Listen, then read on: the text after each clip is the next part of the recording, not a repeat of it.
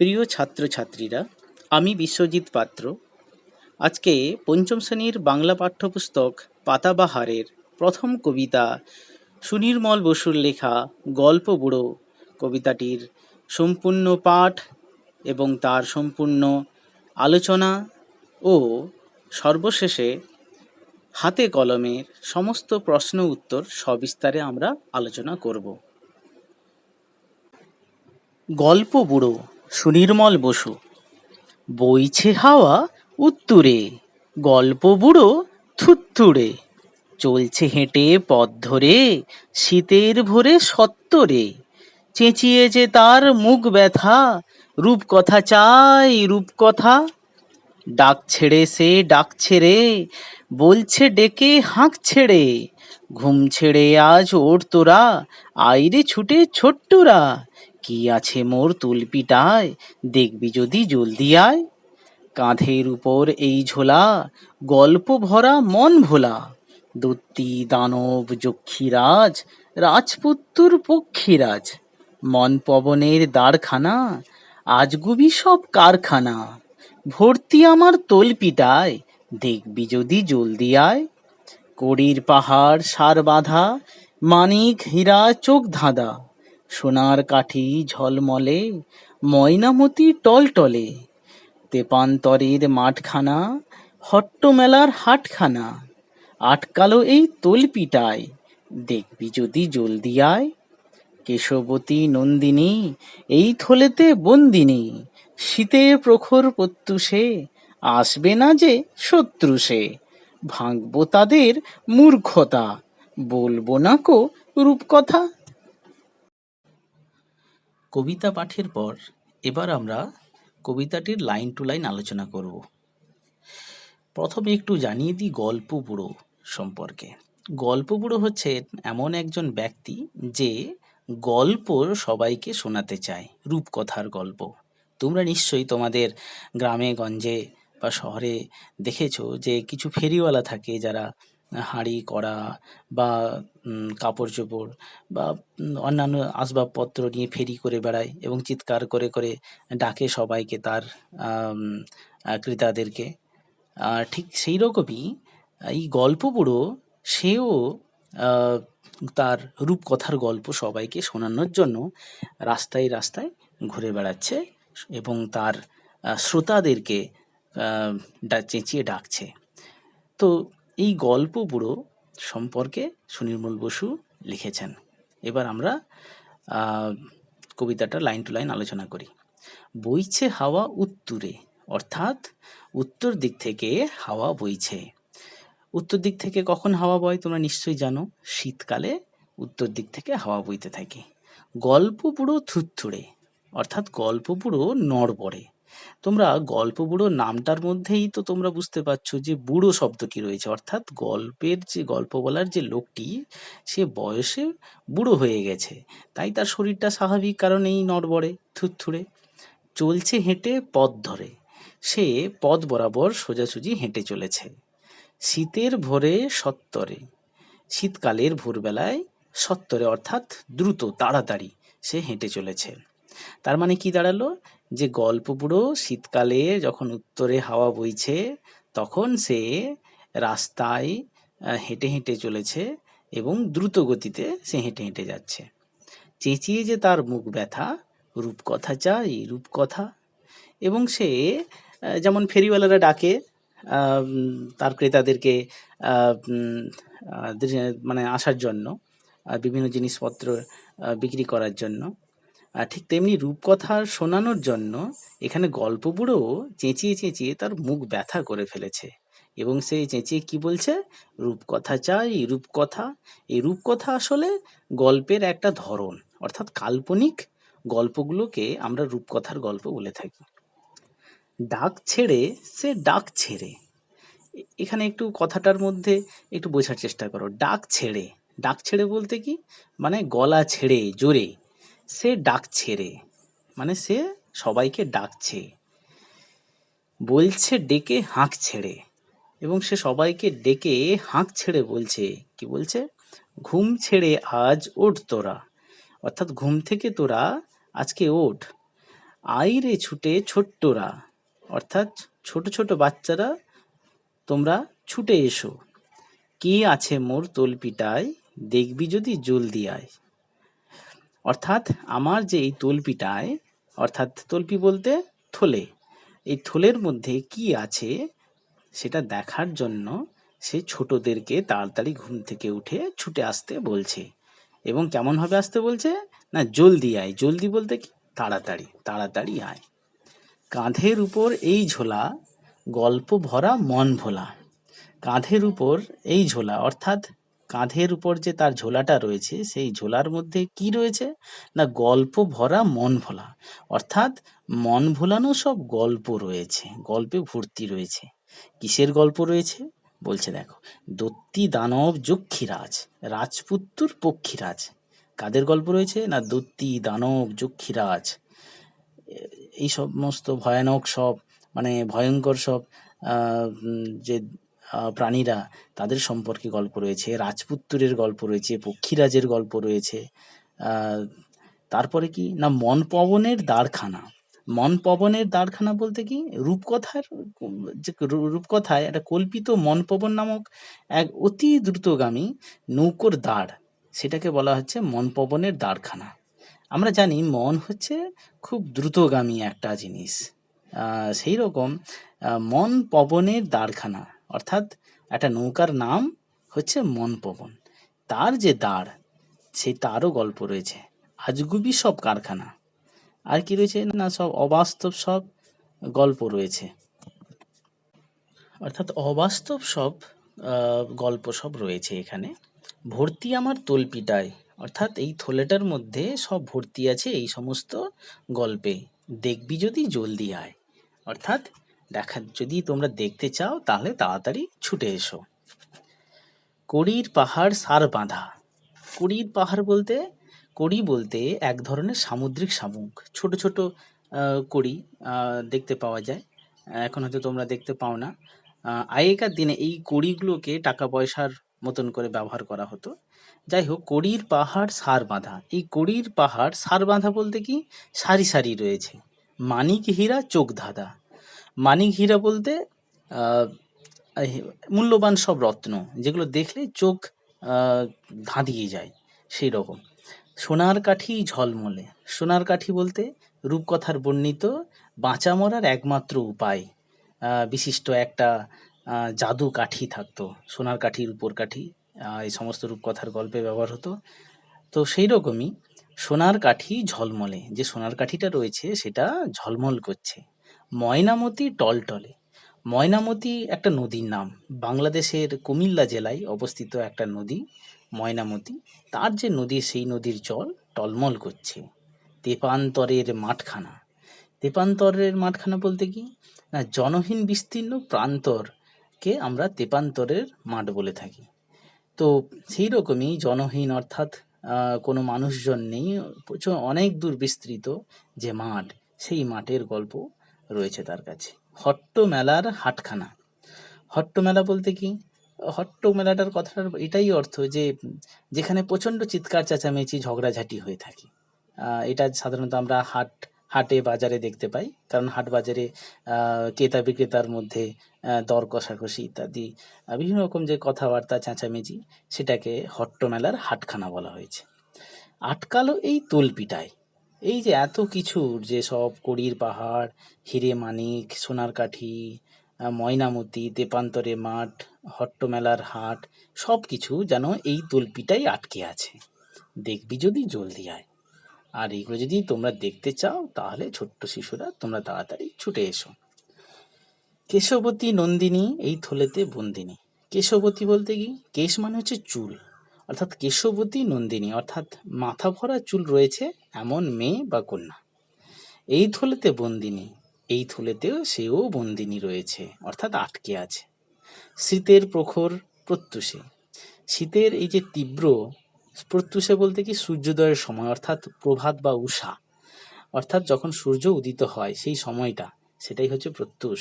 সেই তীব্র প্রত্যুষে, প্রখর প্রত্যুষে আসবে না যে শত্রু সে, অর্থাৎ সূর্যোদয় হয়ে যাওয়ার সময় হয়ে এলো, অথচ কোনো ছোট্ট শিশু যদি সে এত কিছু গল্প শোনানোর লোভ দেখানোর পরেও যদি আহ, না আসে, সে যদি তার বিছানা ছেড়ে যদি সে না আসে, সে তাহলে শত্রু। আসবে না যে শত্রু সে, অর্থাৎ এত কিছুর পরেও যদি কেউ না আসে তাহলে সে শত্রু। ভাঙবো তাদের মূর্খতা, বলবো না কো রূপকথা। অর্থাৎ গল্পগুলো তখন রেগে বলছে আমি তাদের মূর্খতা ভাঙবো। মূর্খতা বলতে কিসের মূর্খতা? না, এতগুলো রূপকথার, চোখ ধাঁধানো সব রূপকথার গল্প শোনানোর লোভ দেখানোর পরেও বা এত কিছু থাকার পরেও যদি কোনো ছোট্ট শিশু এগুলো শুনতে যদি না আসে, তাহলে তাদের যে বোকামি, এই মূর্খতা, এইটা তাদের আমি ভাঙবো। কিভাবে ভাঙবো? না, তাদেরকে রূপকথা আর শোনাবো না। সেই জন্য তিনি বলছেন যে ভাঙবো তাদের মূর্খতা, বলবো না কো রূপকথা। আশা করি তোমরা গল্পটা এই কবিতাটাকে খুব ভালো করে বুঝতে পেরেছো। কবিতাটির সম্পূর্ণ আলোচনার পর এবার আমরা চলে আসছি হাতে কলমে, অর্থাৎ যেখানে কবিতাটির উপর অনুশীলনী রয়েছে, সেই অনুশীলনীর প্রশ্নোত্তরগুলো আমরা এবার আলোচনা করব। একের দাগ, ঠিক শব্দটি বেছে নিয়ে বাক্যটি আবার লেখো। একের এক, উত্তুরে হাওয়া বলতে বোঝায় হাওয়া যখন উত্তর দিক থেকে বয়ে আসে, এমনভাবে ড্যাশ গ্রীষ্ম, শরৎ, শীত, বর্ষাকালে বয়। আমরা কবিতাটি আলোচনার সময় বলেছিলাম উত্তুরে হাওয়া শীতকালে বয়, তাহলে কি হবে? এমনভাবে শীতকালে হাওয়া বয়। একের দুই, থুত্থুড়ে শব্দটির অর্থ ড্যাশ চনমনে, জড়সড়, জ্ঞানী, নড়বড়ে। উত্তরটি হবে নড়বড়ে। একের তিন, রূপকথার গল্পে যেটি থাকে না ড্যাশ দৈত্যী, দানব, পক্ষীরাজ, রাজপুত্তুর, উড়োজাহাজ। উত্তরটি হবে উড়োজাহাজ।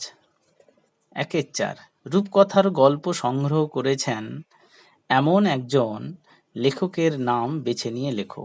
আশাপূর্ণা দেবী, দক্ষিণারঞ্জন মিত্র মজুমদার, সত্যজিৎ রায়, শরৎচন্দ্র চট্টোপাধ্যায়।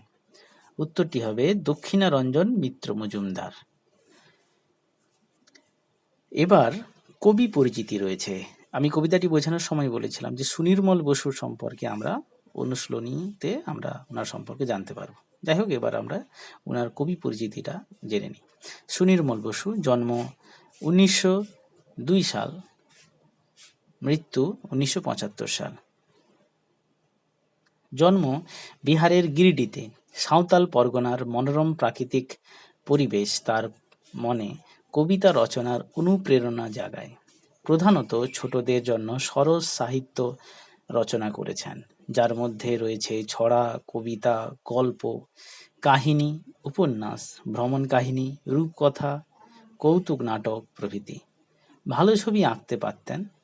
তার লেখা উল্লেখযোগ্য বই হাওয়ার দোলা, ছানা বড়া, বেড়ে মজা, হইচই, কথা শেখা, ছন্দের টুংটাং, বীর শিকারী ইত্যাদি। সম্পাদিত বই ছোটদের চয়নিকা ও ছোটদের গল্প সংকলন। 1956 সালে ভুবনেশ্বরী পদক পান। তার আত্মজীবনী জীবন খাতার কয়েক পাতা লেখা হয়েছিল 1955 সালে। তিনি বাংলা সাহিত্যের এক স্মরণীয় শিশু সাহিত্যিক। গল্পবুড়ো কবিতাটি সুনির্মল বসুর শ্রেষ্ঠ কবিতা থেকে নেওয়া হয়েছে। এবার এখান থেকে কিছু প্রশ্ন আছে। 2-এর 1, লেখালেখি ছাড়াও সুনির্মল বসু আর কোন কাজ ভালো পারতেন? উত্তরটি হবে লেখালেখি ছাড়াও সুনির্মল বসু ভালো ছবি আঁকতে পারতেন। 2-এর 2, তার লেখা দুটি বইয়ের নাম লেখো। তার লেখা দুটি বইয়ের নাম হলো হাওয়ার দোলা, ছানা বড়া। এবার 3-এর দাগে চলে আসছি।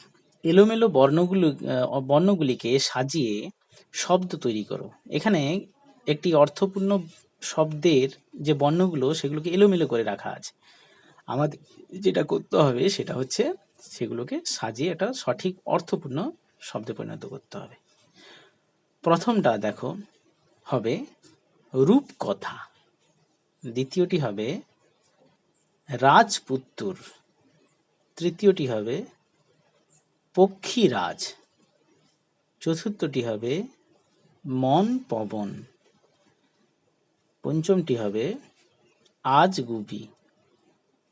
চারেরটা দেখো, অন্তমিল আছে এমন 5 জোড়া শব্দ কবিতা থেকে খুঁজে নিয়ে লেখো। অন্তমিল বলতে কি, অর্থাৎ শেষে মিল আছে। একটা উদাহরণ দেখলে তোমরা খুব ভালোভাবে বুঝতে পারবে। একটি করে দেওয়া হলো, যেটা রয়েছে দেখো, বাঁধা আর ধাঁধা। দেখো, বাঁধার শেষটা হচ্ছে ধয়াকার আর ধাঁধার শেষটাও হচ্ছে ধয়াকার, অর্থাৎ ধা ধা, দুটো মিল রয়েছে। এই যে মিলটাকে বলা হয় অন্তমিল। এইরকম অন্তমিল রয়েছে এমন 5টি শব্দ আমাদেরকে কবিতা থেকে খুঁজে বার করতে হবে। তাহলে চলো একটু কবিতাটিতে যাওয়া যাক। দেখো, রয়েছে ঝোলা ভোলা, এই দুটোর অন্তমিল রয়েছে। যক্ষীরাজ পক্ষীরাজ, অন্তমিল রয়েছে।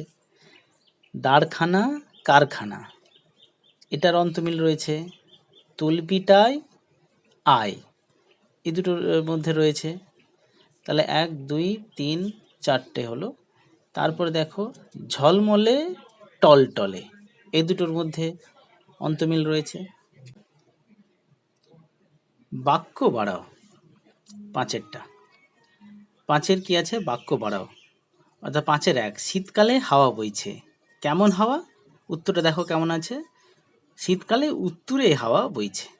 ঠিক একই রকম 5-এর 2টা দেখো, গল্প বুড়ো ডাকছে। কেমন বুড়ো, তোমরা জানো নিশ্চয়ই, থুত্তুড়ে, অর্থাৎ পুরো উত্তরটাই কি হবে, থুত্তুড়ে গল্প বুড়ো ডাকছে। 5-এর 3, গল্প বুড়োর মুখ ব্যথা। মুখ ব্যথা কেন, গল্প বুড়োর মুখ চেঁচিয়ে চেঁচিয়ে গল্প বুড়োর মুখ ব্যথা। 5-এর 4 কি হবে, গল্প বুড়োর ঝোলা আছে। কোথায় ঝোলা, উত্তরটা কি হবে, কাঁধে, অর্থাৎ পুরো উত্তরটা কি হবে, গল্প বুড়োর কাঁধে ঝোলা আছে। 5-এর 5, দেখবি যদি আয়। কিভাবে আসবে, উত্তরটা কি হবে, দেখবি যদি জলদি আয়।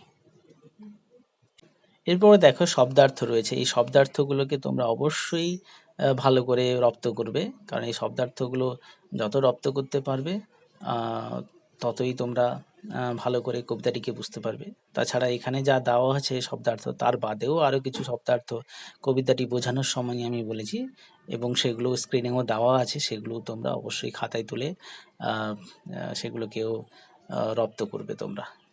এরপরে চলে আসছি 6-এর দাগে, কয়ের সঙ্গে খ স্তম্ভ মিলিয়ে লেখো।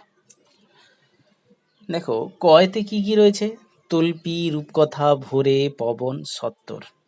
আর ক্ষয়ে কি রয়েছে, কাল্পনিক গল্প, বাতাস, দ্রুত, ঝোলা, বিহানে।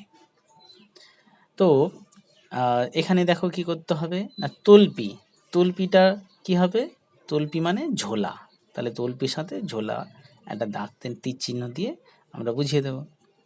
তারপর দেখো কি রয়েছে, রূপকথা, রূপকথা মানে কাল্পনিক গল্প, ক্ষয়ের দেখো প্রথমে রয়েছে। তারপর দেখো ভোরে, ভোরে মানে হচ্ছে বিহানে, একদম শেষে রয়েছে বিহানে, বিহান মানে হচ্ছে ভোরবেলা। পবন, পবন মানে হচ্ছে কি, দেখো ক্ষয়ের দাগে রয়েছে বাতাস, পবন বাতাস। তারপর সত্তর, সত্তর মানে দ্রুত বা তাড়াতাড়ি, তাহলে সত্তর সাথে কি হবে, দ্রুত। এরপরে দেখো 7-এরটা, ডাক ছেড়ে আর ডাক ছেড়ে, শব্দ জোড়ার মধ্যে কি পার্থক্য আছে, কি পার্থক্য তা দুটি বাক্য রচনা করে দেখাও। একটা উদাহরণ দেওয়া হয়েছে, যেমন বাছুরটি ডাক ছেড়ে মাকে ডাক ছেড়ে, এরকম একটা রয়েছে। তো এরকম আরো দুটি বাক্য রচনা এবার আমরা করব। ছেলেটি ডাক ছেড়ে তার বন্ধুদেরকে ডাক ছেড়ে, মা পাখিটি ডাক ছেড়ে তার ছানাদেরকে ডাক ছেড়ে। 8-এরটা দেখো, শব্দ ঝুড়ি থেকে নিয়ে বিশেষ্য ও বিশেষণ আলাদা করে লেখো। দেখো, এক পাশে বিশেষ্যের একটা তালিকা রয়েছে আর এক পাশে বিশেষণের তালিকা রয়েছে, আর মাঝখানে যে একটা ডিম্বাকৃতি ঝোলা রয়েছে তার মধ্যে অনেকগুলো কবিতা থেকে নেওয়া শব্দ রয়েছে। তো এইগুলো থেকে আমাদেরকে বিশেষ্য আর বিশেষণটা বেছে নিতে হবে। বিশেষ্য মানে হচ্ছে কোনো নাম বোঝাবে, বিশেষণের মধ্যে কি বোঝাবে না দোষ, গুণ, সংখ্যা ইত্যাদি বোঝাবে। তো প্রথমে এবার ওই ঝুড়ির মধ্যে কি কি রয়েছে একটু দেখে নিই। প্রথম দেখো উত্তরে, উত্তরে মানে হচ্ছে উত্তর দিক থেকে একটা ধরন বোঝাচ্ছে, তাই এটা হবে বিশেষণ। থুরথুরে মানে নড়বড়ে, এটাও একটা অবস্থা বোঝাচ্ছে, তাই এটা হবে বিশেষণ। তল্পি মানে থলে, এটা নাম বোঝাচ্ছে, তাই বিশেষ্য। ঝোলা, এটাও বিশেষ্য। জলদি মানে দ্রুত, এটা বিশেষণ। আজগুবি, আজগুবিটাও হবে বিশেষণ, বিশেষণ, কারণ এটাতে একটা ধরন বোঝাচ্ছে। সত্বর মানে দ্রুত বা তাড়াতাড়ি, এটাও বিশেষণ। আচ্ছা, তারপর দেখো শীত, এটা বিশেষ্য, কারণ এটা একটা ঋতুর নাম বোঝাচ্ছে।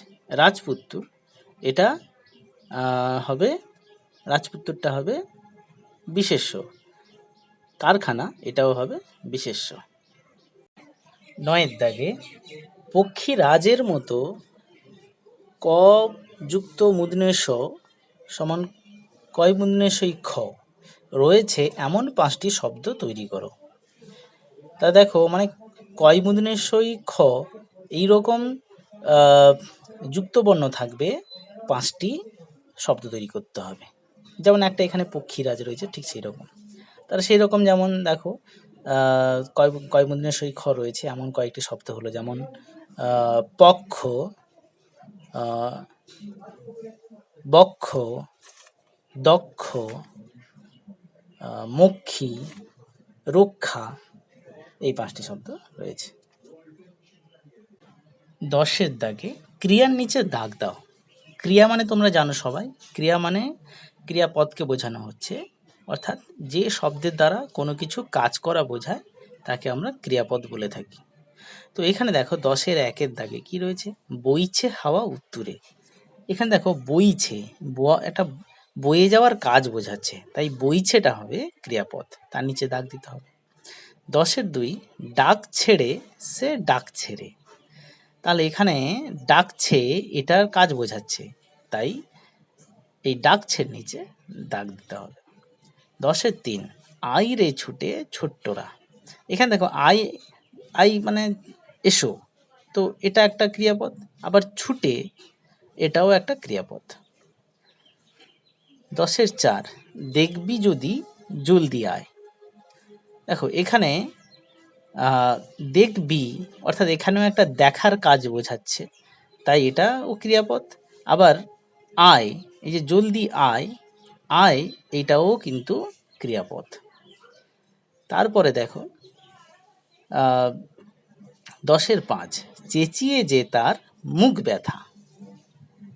তো এখানে ক্রিয়াপদ কোনটা, এখানে ক্রিয়াপদ হচ্ছে চেঁচিয়ে, অর্থাৎ চেঁচানো একটা কাজ, চিৎকার করা। 11 দাগে তোমার দৃষ্টিতে গল্প বুড়োর সাজ পোশাকটি কেমন হবে তা একটি ছবিতে আঁকো। এটা তোমাদের সম্পূর্ণ নিজস্ব কাল্পনিক ব্যাপার। এখানে দেখো তোমরা 2 নম্বর পৃষ্ঠাতে একটা গল্প বুড়োর ছবি রয়েছে, কত সুন্দর। তো সেই রকমই তোমরা একটা নিজেদের মতন করে ছবি আঁকবে এবং তার সাজ পোশাকটাও তোমরা নিজেদের মতো করে ছবিটা আঁকবে। এটা পুরোপুরি তোমাদের কল্পনা ক্ষমতার উপর নির্ভর করছে, ঠিক আছে? তো এটা তোমরা নিজেরা চেষ্টা করবে। 12 দাগ নিচের প্রশ্নগুলির উত্তর নিজের ভাষায় লেখো। 12-1 গল্প বুড়ো কখন গল্প শোনাতে আসে? উত্তর, গল্প বুড়ো শীতের ভোরে গল্প শোনাতে আসে। 12-2 গল্প বুড়োর ঝোলায় কি কি ধরনের গল্প রয়েছে? উত্তর, গল্প বুড়োর ঝোলায় মন ভোলানো বিভিন্ন ধরনের রূপকথার গল্প রয়েছে। দৈত্য দানব, যক্ষরাজ, রাজপুত্র, কেশবতী কন্যা, ময়নামতি, পক্ষীরাজ থেকে শুরু করে সারসার, কড়ির পাহাড়, চোখ ধাঁধানো, হিরে মানিক, ঝলমলে সোনার কাঠি, তেপান্তরের মাঠ, হট্টমেলার হাট, বিভিন্ন ধরনের গল্প রয়েছে। 12-3 গল্প বুড়ো শীতকালের ভোরে ছোটদের কিভাবে ঘুম থেকে ওঠাতে চায়? উত্তর: গল্প বুড়ো শীতকালের ভোরে ছোটদেরকে হাঁক ছেড়ে ডাক দিয়ে ও তাদেরকে মন ভোলানো সব রূপকথার গল্প শোনাবার লোভ দেখিয়ে ঘুম থেকে ওঠাতে চায়। 12-4 রূপকথার কোন কোন বিষয় কবিতাটিতে রয়েছে?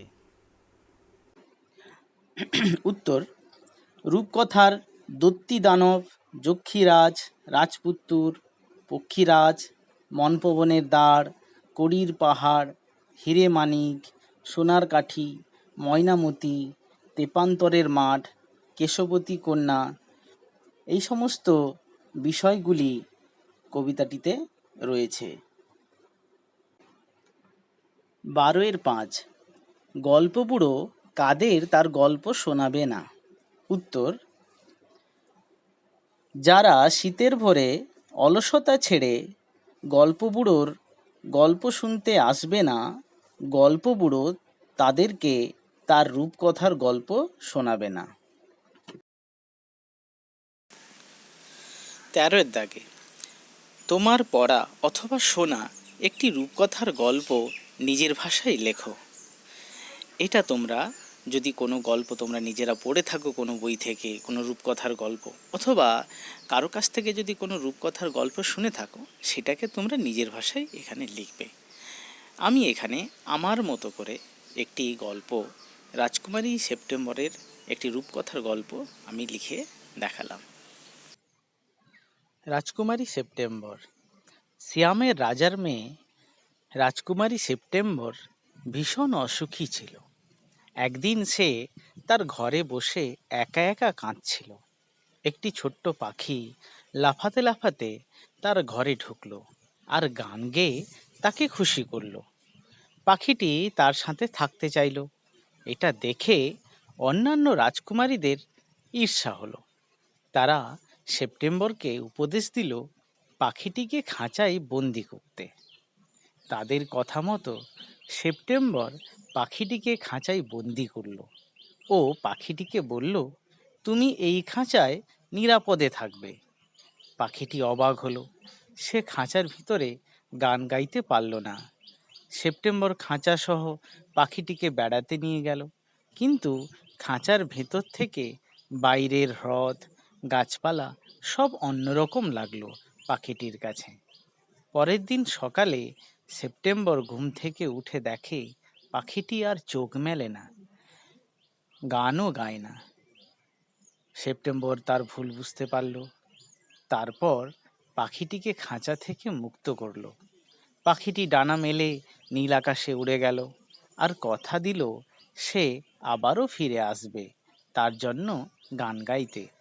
সেপ্টেম্বর তার জানলাটিকে দিনরাত খোলা রাখত, যাতে পাখিটি তার ইচ্ছে মতো তার ঘরে আসতে পারে। সবাইকে অসংখ্য ধন্যবাদ।